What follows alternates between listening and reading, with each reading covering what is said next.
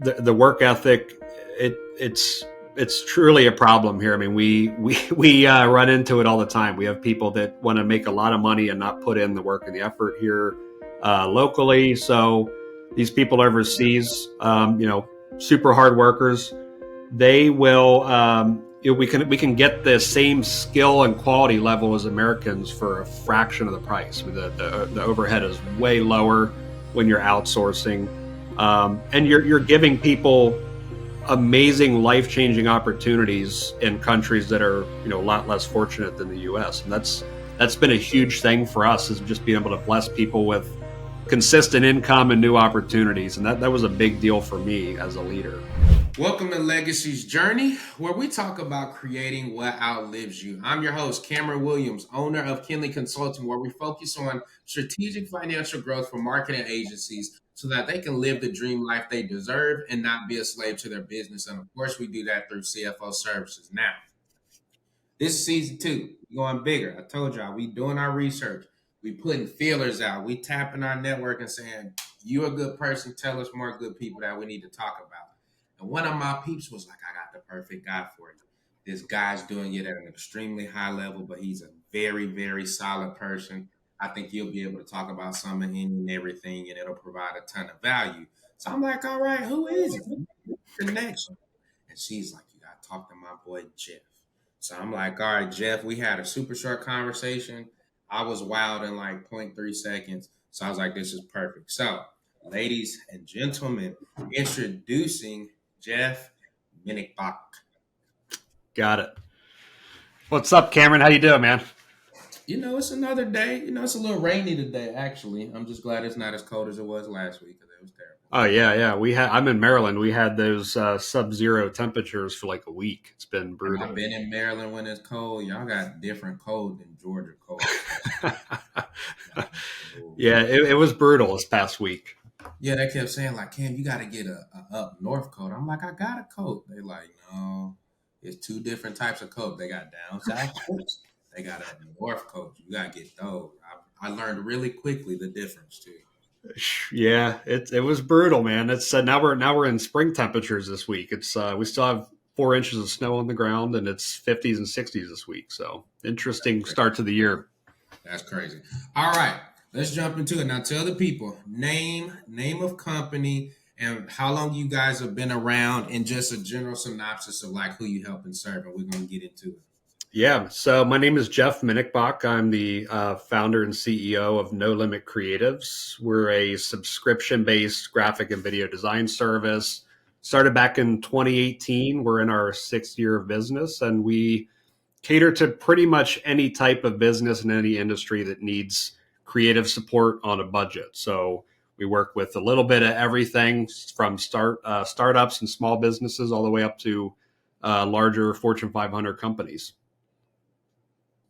Okay, so you see right there, got the time, been in the game 6 years, works with some of everybody. All right, so let's jump into the story now. I know a little bit just because we do research on every person, just because you know how y'all get, oh man, like this person, what has he done?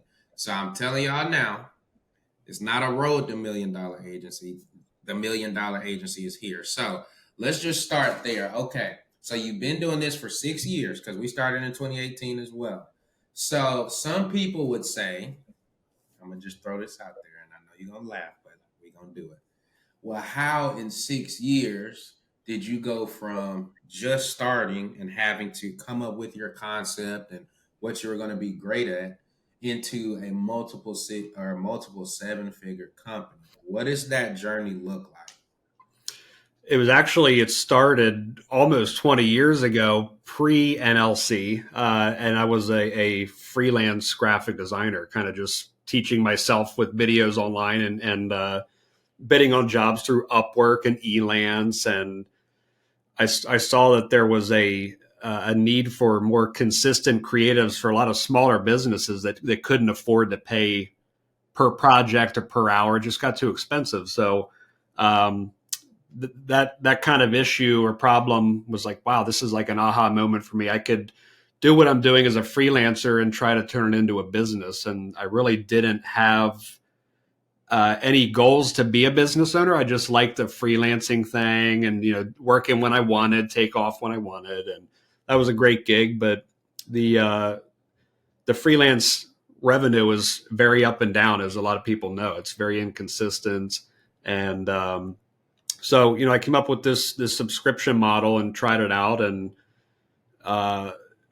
just use Facebook groups and kind of word of mouth and referrals to get some business drummed up. And it got to the point where I was too busy to design myself and needed some help. So I was using freelance websites that I was actually freelancing on to hire.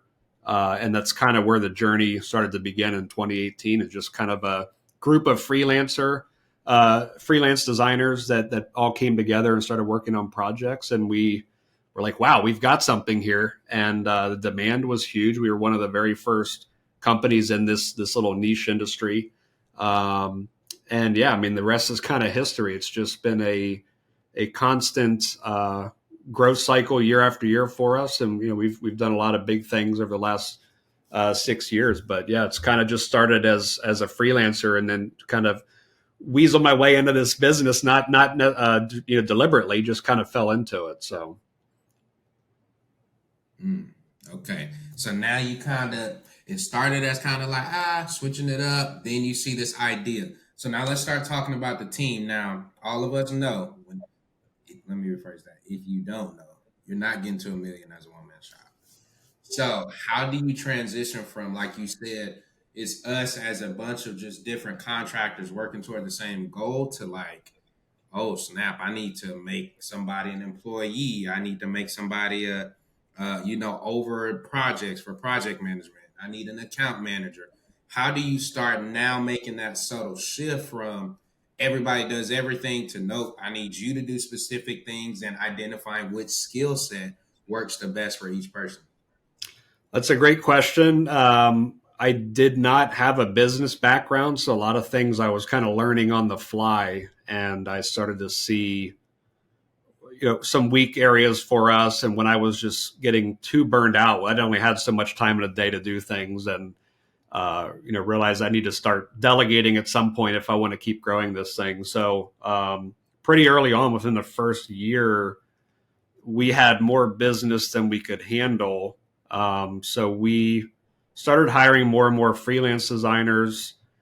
And then we got to a point where we had to start breaking out into teams, like bite-sized teams in the company. And that's really what helped take us to the next level. So we've kind of gone from a bunch of freelancers working together to starting to build out teams and servicing, a certain number of clients on each team. And then we had to start hiring QAs and creative directors and project managers. So it just constantly evolved year after year. But, for me, it got to the point where I could only do so much in a day. I saw the demand and the need for this service, and decided, I really need to make this a legit business. I don't even think we were registered as an LLC or anything in the first year, because it was kind of a freelance style thing, and it didn't expect it to be what it is today. So there was a lot of figuring things out as we went, and starting to put some different teams together and see what we needed or what we're missing. And as we started to build these bite-sized teams, that's when things really started to become super efficient, really quickly scalable. It just was so much different than having 20 freelancers all emailing one another and trying to work on projects through email. We started putting some systems in place. There was just there wasn't really a plan. It kind of all just fell together naturally as we progressed and evolved. And we just kind of started with that mindset. It's like, let's put things together on smaller scale, smaller bite-sized groups. And it was a lot easier to process all these requests coming in. Okay, so a gradual process. Now, I'm sure on the road to hitting $1 million and later, you say, okay, you started to learn who you would identify as a great employee versus like, I like you as a person. But so now, what would you tell somebody who's on that road to that $1 million agency? Like, if I were you, these are the types of people to target, to look for, or these are the kind of like intangible skills, or what's your view on like the technical aspect that you can learn versus personality? Like, walk us through that, because I'm starting to hear that a lot of people, that's where they're getting stuck. I'm at 4 to 500K or maybe 600, but I don't know the best way to hire. I don't know what role to go for next in order to get me to that last jump to hit that $1 million agency. Yeah, so we're kind of a unique setup. The business is fully remote. We've never worked together in an office setting. We have contractors and employees in about 20 different countries, and we used every tool that I got business through as a freelancer. We were using to hire and recruit. So these were Facebook groups, freelance websites. We did some paid LinkedIn posts, things like that, but we started hiring designers. We got a really wide mixture of people. Some people in certain countries we were hiring in were putting up work in portfolios that they didn't actually do. We were kind of trusting everything they were saying without doing a lot of digging, and that was a huge problem for us. So we learned that very quickly into our journey, and we actually started putting together like screening tests to weed out these tire kickers, people that weren't serious about working for us. So as a designer, for example, when you apply for to work at No Limit, we have a sample, like a test brief that you have to go through and make a mock-up design so we can see your comprehension skills, how you understand the briefs, what you take from that brief, and what you're going to create on the other end of it. We like to see how they're written and verbal English is and stuff in interviews. Now, it's a little different from traditional business because we're hiring in all different countries where English is not their primary language. So there were some things like language barriers that were an issue, but we really hired a lot of creative superstars early on, and they were people that they were very outgoing, very personable. They were very driven. I find that a lot of people in other countries seem to be more driven than a lot of Americans, and that's kind of why we started looking in other areas, because these people they were everything you needed and wanted in the business, and it didn't cost a ton to outsource either. So we were looking for super driven people, great leaders. We were looking for early on. We didn't hire a bunch of leaders right off the start, but we were looking in interviews for people who were potential leaders, that really understood the business and the market and what design's all about and what the service is all about. So there was a lot of different things we were looking at like that. But So what do you think makes him a good leader then? Because a lot of people would say that's very subjective. But again, I just want to tell the audience, very successful guy, right? You see, he's super chill, super humble. But I know you have, I'm not going to say a formula, but some type of science of, on average, we've identified that if they can do ABC, that tends to imply they have great leadership skills. What have you found those to be? Yeah, and that's a great point, because we've hired leaders, we've promoted designers to leadership roles because they were great designers, and we thought they'd be great teachers to teach other designers their skills and get them on par with their experience or their skill sets and their quality. And then we found out that doesn't make a great leader. So we thought that because they were great designers, they could be great teachers and leaders, and that wasn't always the case. So we really looked for people that were super understanding. They weren't hot-headed. They weren't. They were great listeners, and people that believed in the culture. Like, this is a remote business; it's really hard to build a culture like that. So we wanted people that really believed in building a strong culture. And they could also, educate people and help them grow. And that's the kind of things that were like most important to us as we grew, is we want to have people that kind of work like we do in upper management, that can help guide people to grow internally, as designers, and hopefully groom them to be future leaders as well. But there's not any,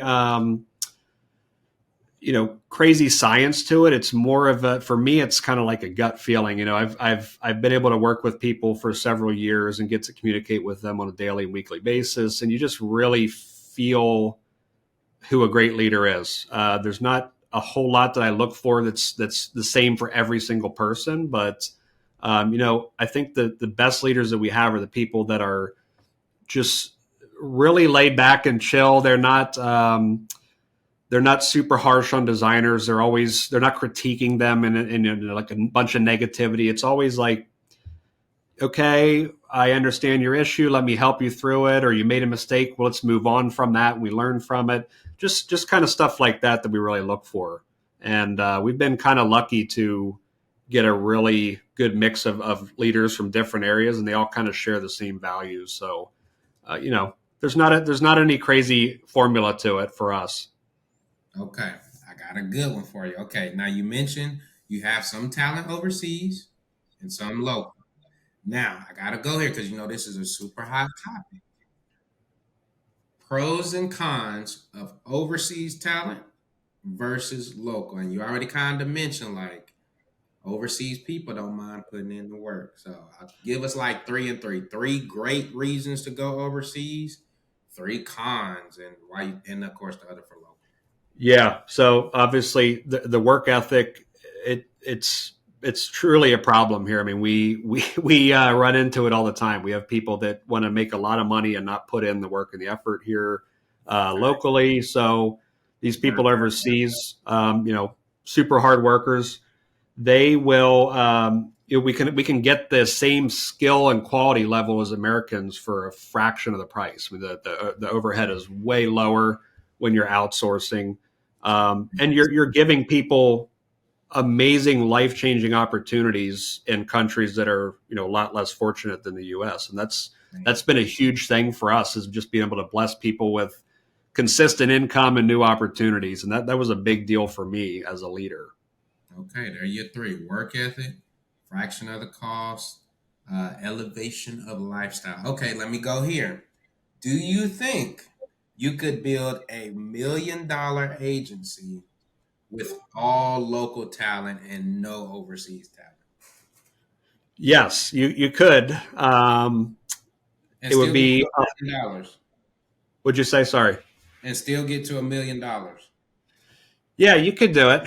Maybe not in profit, but you could hit a 7 figures, and with local talent for sure. I think what's helped us get there is outsourcing has allowed us to set lower prices for our service. So that's a big deal for us. We're able to get a lot of volume of clients in.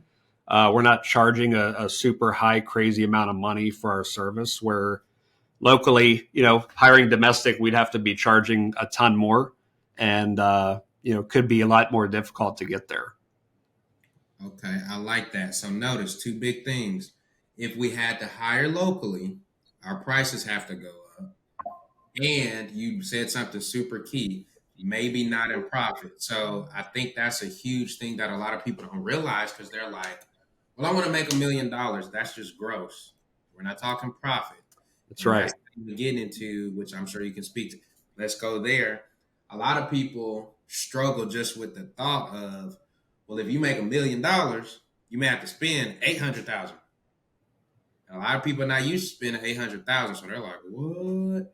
So Yes. get into that for us. Get into that finance piece of like, you're gonna have to make a different type different type of decision as a $1 million owner as you would with it's just 500,000, for example. Yeah, I mean, as a freelancer, I was super tight, and even when I was hiring freelancers at the beginning, I was like pinching pennies constantly. I was super concerned about spending money to grow. Once we hit that $1 million mark, obviously we did a lot of hiring. Our labor skyrocketed. We pay over $300,000 a month in labor right now as a business. And you said per month, yeah, just in labor. yep. Mm. Yep. Yeah, it gets crazy, and that's outsourcing as well. So we've had up right under 400 employees and contractors last year. Um, we did a little bit of layoffs to reposition ourselves for some different goals and stuff this year, but yeah, we are spending a ton of money on labor.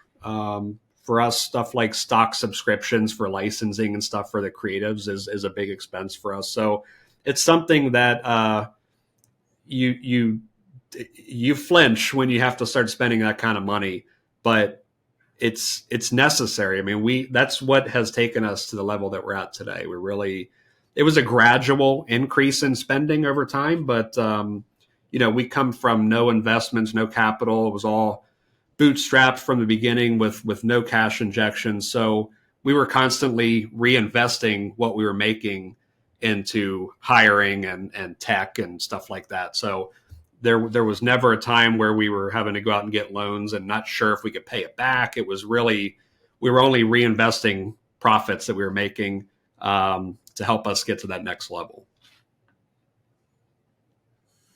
Whew, that's a lot right there.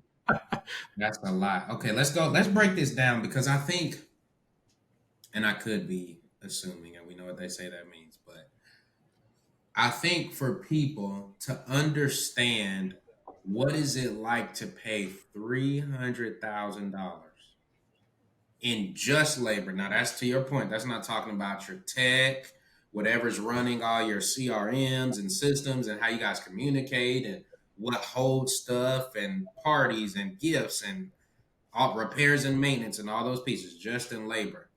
And you said you have a team of you said 400? We did. We're down to about 300 now. Okay, Yeah, but we 300. So how do you manage expectations and structure of the company and reporting and who does what? Like, I know this means you're not hiring, of course, every single person anymore. So just kind of walk us through that journey of from freelancers to 300 people. it's all about delegating for us. I mean, I learned super early on that I can't do it all. I tried. It was mentally just ruining me. So I had to be okay with trusting people and delegating certain things to certain people. So, without delegation, I mean, I think a lot of entrepreneurs just get burned out. They're trying to do everything themselves, or maybe they're super particular, like I am, and just really like to do things a certain way, and it's hard to let go of that responsibility. So delegating was key for us, and I built an upper management team that shares the same ethics and values and cultural beliefs and everything that I do. Um, and those guys have been able to take that throughout the entire company, all the way down to the most the lowest levels in the team. So for me, it's just delegation. You have to be okay with trusting people and giving them responsibilities, and also not answering all their questions for them and giving them all the answers. Like people they don't learn if you just always give them the answer, and that's another thing that That is fact. uh, I struggled with for a while. It was like I just wanted to help them get the answers and move on, and they just weren't learning that way. So it was really like, well, what do you think we should do? And I would start to kind of flip that around and ask them, put them on the spot. What do you guys think we should do in this particular situation? And it's really started to be able to groom them to be better thinkers, and some of those guys better leaders as well.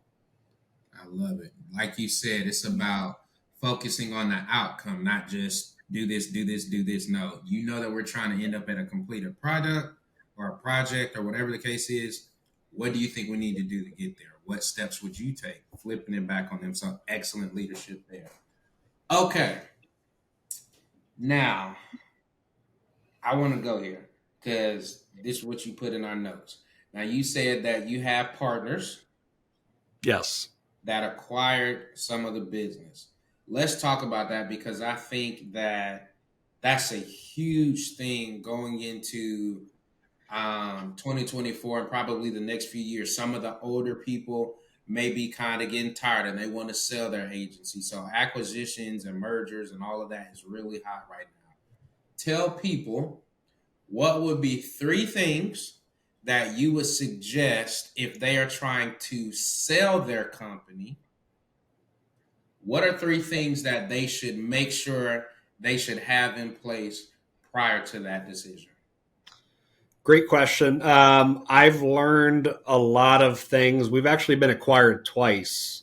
We got acquired back in 2022, and then last year, at the end of last year, we got acquired again, and I came in as part owner again. So that was quite a journey in itself. But your books have to be on point. I mean, people dig through your financials from top to bottom, and if they're not in order, say goodbye to the opportunity, because the due diligence is no joke. And if you get a serious buyer, they're going to do their homework, and they're not going to just give you a bunch of money and take your word for it. So, the books are super important. For us, having documented processes and our tech stacks and everything outlined exactly how we do things was really important for a buyer as well. And in our particular case, we're doing over $1 million a year in profits. So that was what will take you from getting 1 or 2x multiples on your business to 3 or 4 or 5, depending on what industry you're in. And that was a big thing for me too, was like, I didn't want to sell a company unless I was over that $1 million, net income level. So that was a big thing for me. And if you're looking for a much bigger multiple, that would be a great goal to try to achieve first. I love it, because we talk about that all the time, like with our, social media content. And I'm going to even add to that, like, I think it's important to, like, you already hinted at that you guys do this and said that you do, that it's important to have a leadership team. Like, everything can't run through you, but you already had a team in place that people can report to. So even if you did leave and do your final hurrah and I'm never working again, there's still a very competent team that you built in and educated and invested resources into. You talked about SOPs, you talked about having the financials. And I think, to your other point, like having a actual goal for the company, not just, we want to make a bunch of money. No, we want to do this. We want to serve this. These are our offerings. Like, all of that has to be on point and tweaked and ready to go prior to, all right, somebody come buy us. And I think that's great advice. Tell us, I don't want to say three things you shouldn't do, but I kind of do, because I feel like if you got acquired twice, then you kind of know what you shouldn't do too. I'm asking three things that could very seriously not work in your favor if you want to get purchased. I think for me, they wanted, both times they wanted me to stay on. They didn't want to acquire the company unless I was going to stick around. So I think it seems to be a bigger deal right now for people that are acquiring businesses. They really want the owner, the leader, to stay on board and help them get to the next goal. But I think you need to do your homework as well on who wants to acquire you, because there was a lot of details in the first acquisition that actually didn't happen. I probably should have done some more homework on the company that acquired us the first time. But I would say to definitely have several calls with people and make sure you know who you're dealing with. But I didn't learn a ton of don'ts out of this. I did learn some, but there was a lot of issues that just made this thing not work out the first time. That's kind of ultimately what put us in the position we're in today, which is being reacquired by somebody else. And you need to have some goals in mind as well, like you said, because that's a big deal. You're not going to sell your company exactly how you said it, with like, oh, we just want to make money. And we had very clear goals that we wanted help with. That was kind of the reason I sold NLC, was I took it to a certain level. I can't grow without capital or, more support. And that was something that it didn't happen with this acquisition. It just kind of fell apart in a different way. So, I don't have a lot of things to like any don'ts, but I would just say to make sure you really research who's going to acquire you and really get to know them and what they're going to do with your baby, especially if you're going to stay on, because um, if your goals don't align, it's going to create a pretty toxic environment and relationship with one another. Okay, I like that. So you dropped gems and you didn't even know it. You feel like, see, I got you. You like, I ain't say nothing. You said, look, I got my notes. Everybody knows I take notes while they're talking. All right, you said, are you staying on? Which is important to note because, like you said, what if I don't want to stay on? Is that going to hurt the price of what you want to offer? You said, know why you want to be acquired. In your case, you said, well, hey, we need more capital in order for me to take it to the next level. And this is the best way that you figured out you could do that while still keeping everything moving in the right direction. And then lastly, you hinted at it multiple times, do your research and know them. It's one, yeah, you may have the money, but what are your people like? What's the vision? Are you going to be super controlling and micromanaging? Are you here to just kind of support, give us the cash, and as long as we hit our KPIs and metrics, you're all for it or whatever? Are you going to be jumping hands in like, all of these things are important. It's not just sell it for 3x and then move on with your life. So, do you want to share why you came back in? Because you said the first time they acquired it, you were out. So, there had to have been a good reason why you decided, it's worth it for me to come back. I stayed on the first acquisition. I was a CEO, but I sold 100% of the business to some venture capitalists. And, and that it didn't work out how we had all hoped.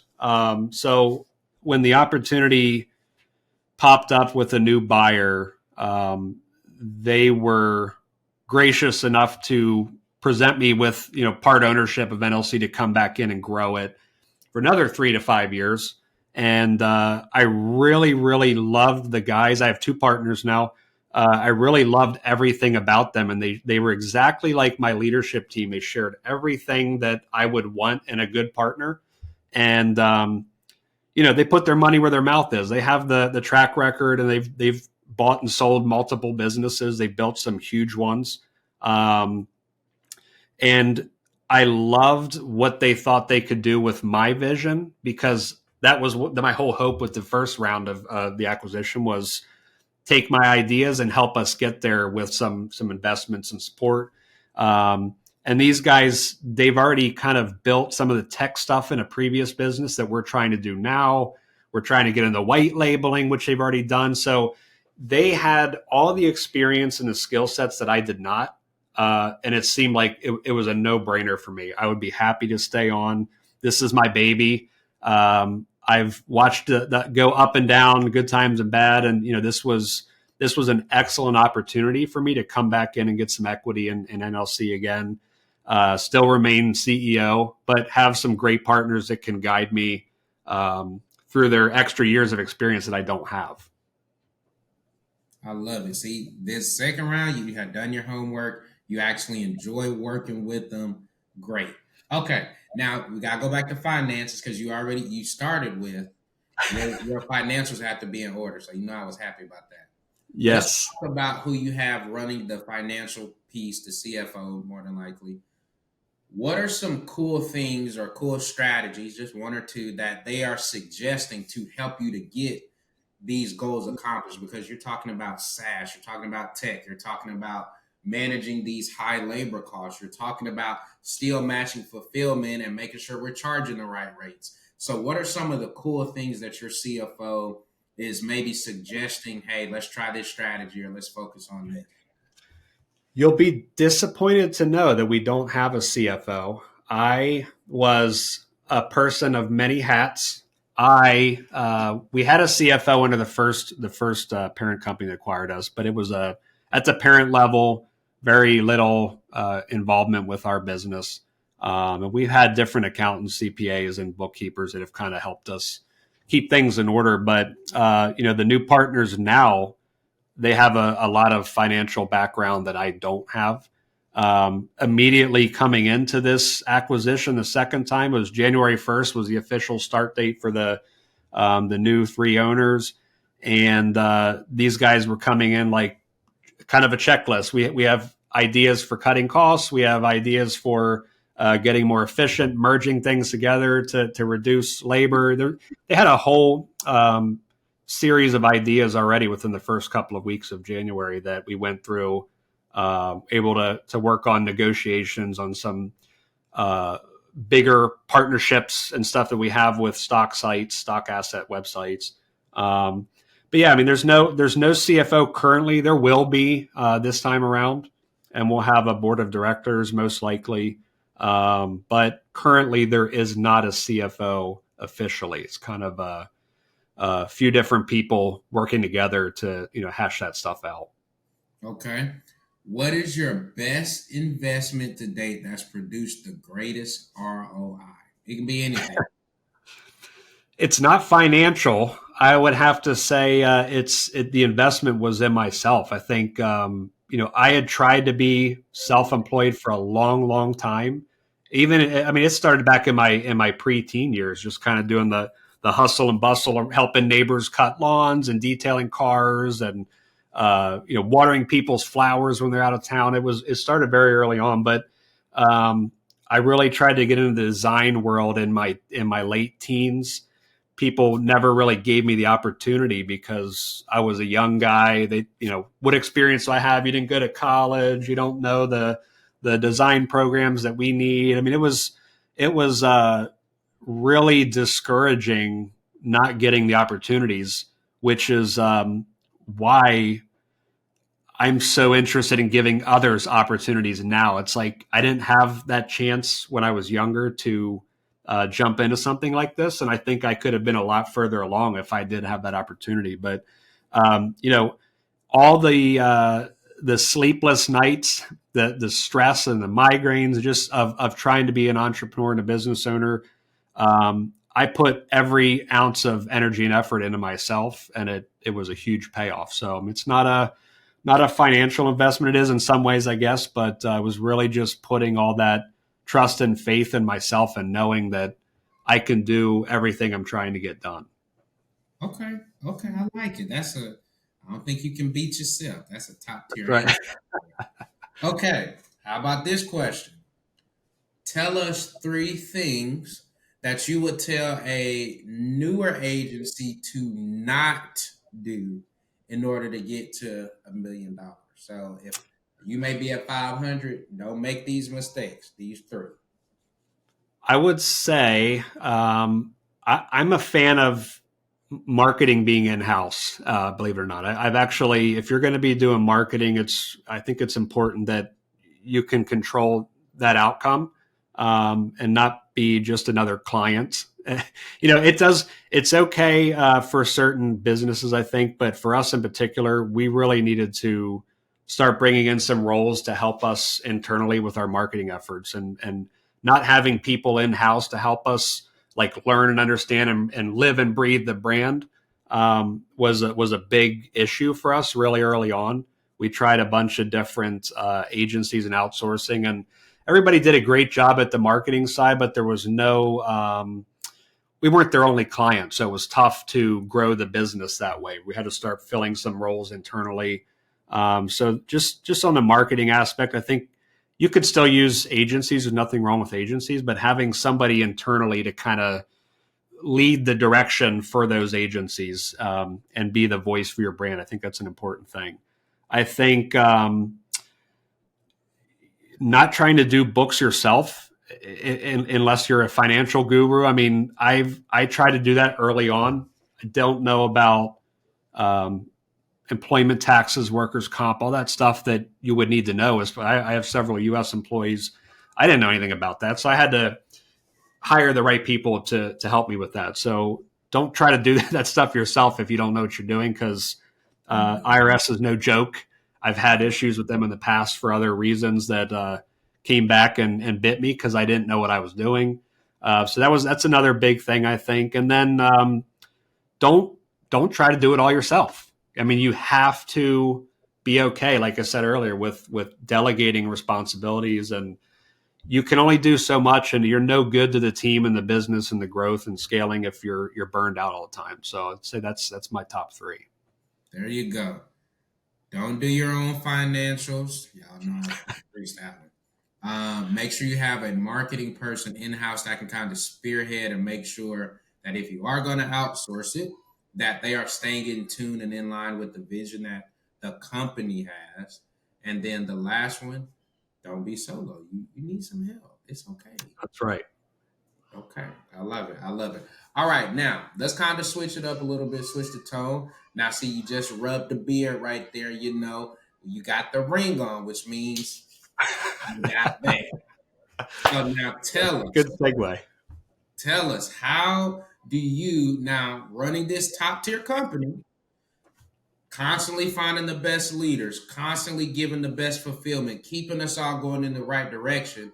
How do we not lose Bay in the process? Better yet, before you even answer that one, when you started the company, you could go, hey, babe, I think I'm going to start an LC. And she says, what? She was all about it. She was a private duty nurse at the time. Well, she worked in medical lab, then she became a nurse. I was freelancing. She saw that the growth and success really quickly as a freelancer, and she's super supportive in everything I've done. So she was fully on board and super supportive of everything I've done up until now. So it was not a problem. She was all for it. Okay. So now she was super supportive. Now it's been 6 years. How do we keep, the fire going, but still be able to pay attention to the awesome goals that you have for the company? Uh, it's I have to have that work and personal life balance. Was as a freelancer, I was working super long hours, weekends. I was always working, and that was not good. So when I started NLC, one of the first things for me was work set hours, like 8 to 4, 9 to 5. Don't work nights, don't work weekends, don't look at your emails. I still look at emails every day, believe it or not. But it was really important that when I was done work, I'm done and it's family time. So I've been able to do that consistently since day one. And I think that's been a really important deal for all of us in our family. Do you have something like that the family looks forward to? So, like in our house, every Saturday is pancake day, right? Oh, I love that. Sundays we do church together, of course. Friday they do movie night. I don't always make that one because I can only watch Frozen so many times. But do you guys have something that you guys look forward to, like as a family? We love food, we love to eat, and we love takeout. We try to do every weekend. Usually, we're ordering some takeout from a restaurant. That's kind of our fun thing to do. My wife and I love to game as well. We play Xbox. Kids like Xbox. So that's something we also uh, do as a family. But yeah, I think like we just really love to eat out and try new places, and that's really something that we always look forward to. Okay, okay. I love it. I love it. So keeping that balance so that That's right. wifey don't hit you with the death stare. I love it. That's right. All right, let's go here now. Let's go back in time. So let's go back to high school or college you. If you know everything like right now to this second, and you can only go back for 30 seconds, what would you tell the high school version and the college version of Jeff? I would say don't take no for an answer. I always just said okay, no problem when I try to get an opportunity and do some kind of project. And I kind of a pushover. You just don't know. I mean, you just kind of go with the flow when you're younger. But I would say if I was as aggressive as I am now with business development and partnerships and stuff and getting work, it'd be totally different, I think, today. But that's for sure something that I would say is just don't take no for an answer. Okay. How has your definition of success changed from 2018 when you were just starting versus today's version? Because I know a lot of people are like, Back then, I was just trying to pay the bills, or back then, I was trying to prove to the spouse that it could work, or prove to myself. Versus now, it's about the kids or experiences or whatever the case. That's you're spot on with that. I think I just wanted the business to work and have some kind of consistency with my income. Then as things progressed, it was like, man, I'd love to hit $1 million in revenue one day. We hit $1 million. That wasn't as exciting to me after that. It was just like, okay, now we're doing things. For me, and I've said this earlier, but it's creating the opportunities for people in these other countries that don't have these kind of opportunities traditionally was probably the biggest deal for me. It just really completed me as a person. And it was great to hear people get their first apartment by themselves.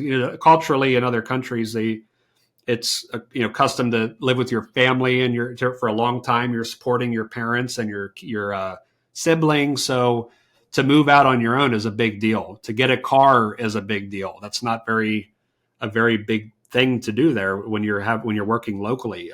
So things like that, and just being able to see us give opportunities to spouses where the husbands and wives both work for us and they've started families, and that kind of stuff is just amazing. So that to me is I feel very successful as a person in general, just to be able to give opportunities like that.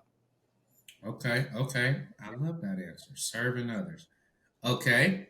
What are two or three things that you do on a consistent basis that you would say contributes to your success, like just you as a person? Like if I don't do this, this, and this, they may be a little rough.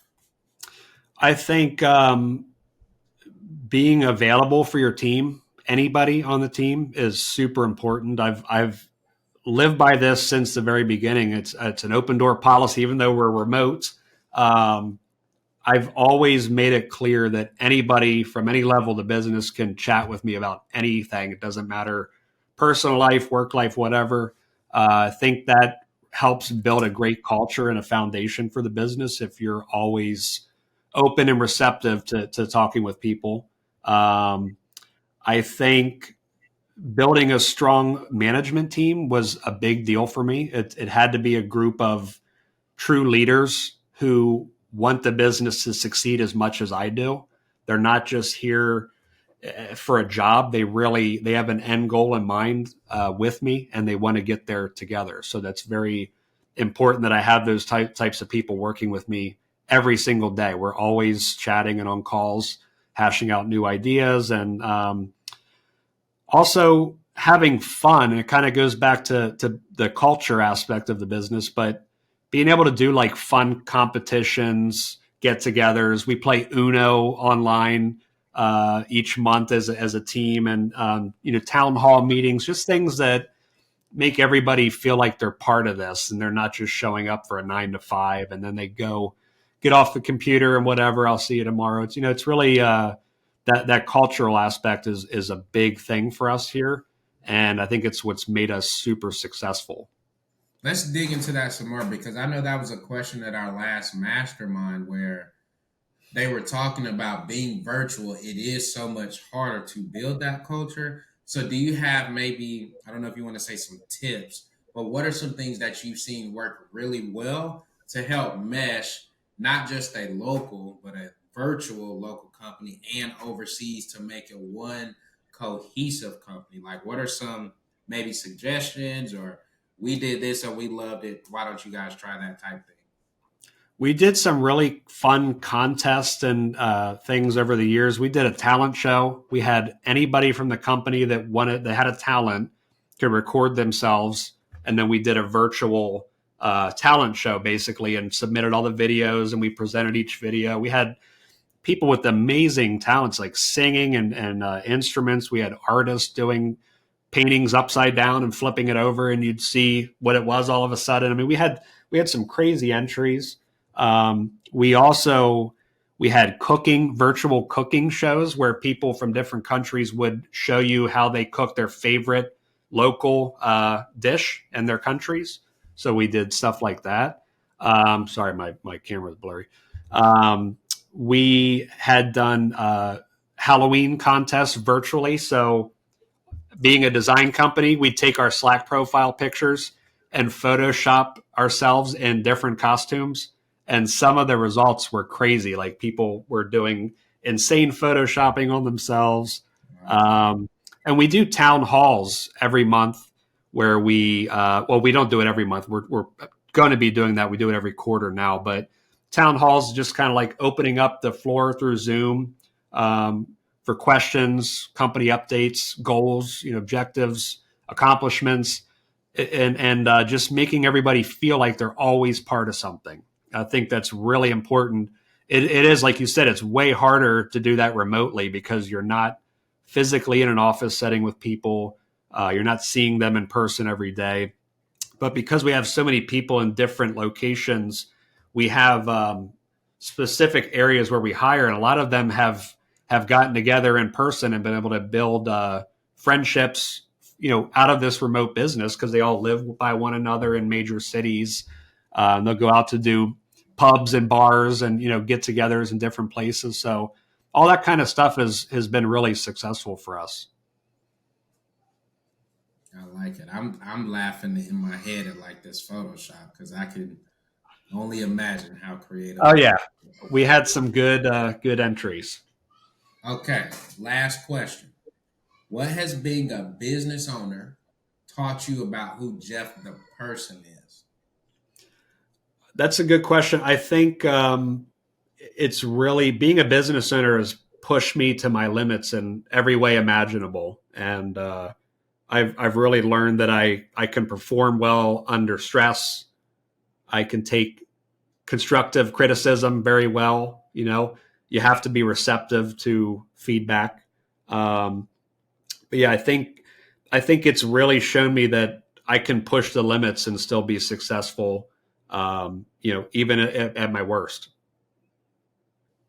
I love it. All right. Well, you guys know he has a team of 300 people, so he got to get back to it. But before you go, tell the people if they want to work with you, who you serve, like what's the best website or lead magnet or whatever the case is in order to get in touch. If they just want to connect with you, the person, learn more about you, your story, this is your time to tell them all of that.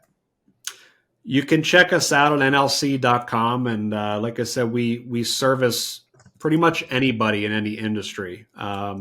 If you have a designer that's overworked, they can't keep up with your requests, we can be your overflow team. We can be your outsourced in-house team if you want, if you don't have a designer. But yeah, visit us, nlc.com. You can check out some of our work and get an idea of the pricing and the plans that we offer. What if they want to just connect with Jeff? Because Jeff is so cool. He has all this knowledge. Jeff, I just wanna meet you. Just look me up on LinkedIn. That's the best place. Even though I get a lot of spam on there, I'm still checking on there every day. I get some weird requests on there and messages, but yeah, that's a good place to learn a bit more about me and kind of my journey and accomplishments, things like that. I'm always around to chat. Okay, so he's a LinkedIn guy. Don't That's right. spam him. If you spam him, he's hitting delete. All right. Well, Jeff, thank you so much for coming on, sharing part of your story, your journey. You had so many good things about acquisitions, what's important, which you probably shouldn't do. You talked about in building your team, how to make sure that culture stays consistent and how you can grow it and get people from all the different parts of the country and the world to be able to take place in that. Just your mindset and being willing to grow, being willing to challenge yourself. So many good things here, guys. As always, you need to check it out, share it, tag a buddy who's on that road to $1 million agency so that they don't make some of those same mistakes or hit those same speed bumps like Jeff was trying to warn you to not do. So I loved it. I think this was a great episode. I'm happy that we were able to connect.